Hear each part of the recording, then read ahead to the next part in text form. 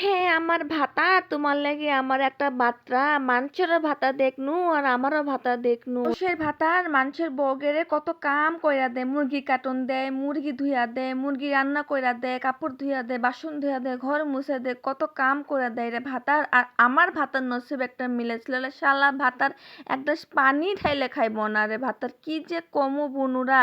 যাই হোক, ভাতার গেলে কখনো বিশ্বাস করতে নেই। তারা তো বইয়ের কথা এক ফোঁটাও মনে রাখে না। সকালে যদি বলবো আজকে একটু মরিচ বাসায় নেই, মরিচ একটু কিনে নিয়ে এসো, রাত্রে এসে বলবে কখন কইছো তুমি মরিচ আনতে, আমার তো মনে নেই। হাই রে ভাতার, আজকে মরিচ নাই ঘরে, আমি মরিচ ছাড়া পাক করতেছিলাম। যাই হোক, ভাতারে তো আজকে ছেচন দিমুনে আইলে পরে বাসায় তো তো ভাতারে লেগে তো দেশি মুরগি খাইতে নিতেছি।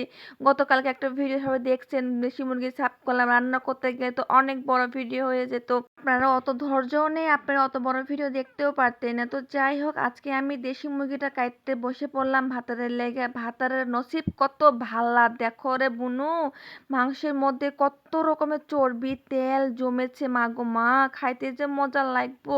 কিন্তু একটাই আফসোস কি জানো বনুরা, আমি হাতে পালা আমার মুরগি আমি কখনোই খামু না। এতই যাই হোক ব্রয়লার মুরগি খাইয়া নিব, কিন্তু দেশি মুরগার মুরগি আমি জানি আমার গলা থেকে একদম নামবে না।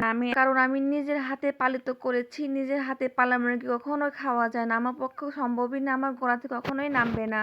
আমি আমার লেগে এর জন্য বেশি করে মুরগি মাংস কষিয়ে নিচ্ছি। এখানে আরো কয়েকটা মেহমান আছে, তারাও খাবে দোকানে, যেহেতু মেহমান আসছে ওনাদের জন্য ভাতার বলল ফোন দিয়া একটু বেশি করে মুরগি মাংস বউ রান্না করিও, আজকে একটু বাসায় মেহমান আসবে, যার কারণে সবগুলো মুরগি মাংস পাক করে দিলাম।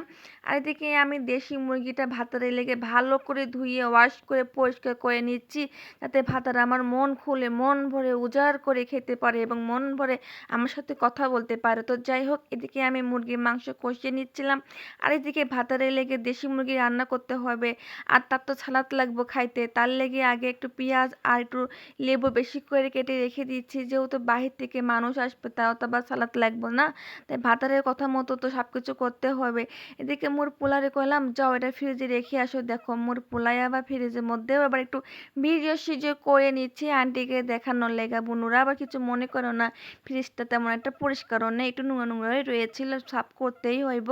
তো যাই হোক, এদিকে মুরগির মাংস কোনো রকম পানিও কিন্তু দেয় না, এখন মুরগির মাংসের মধ্যে একলাই পানি বের হয়ে গেছে। এদিকে মুরগির মাংসটা হয়ে গিয়েছে, অফ ক্যামেরাতে আর দেখাতে পারলাম না বুনু।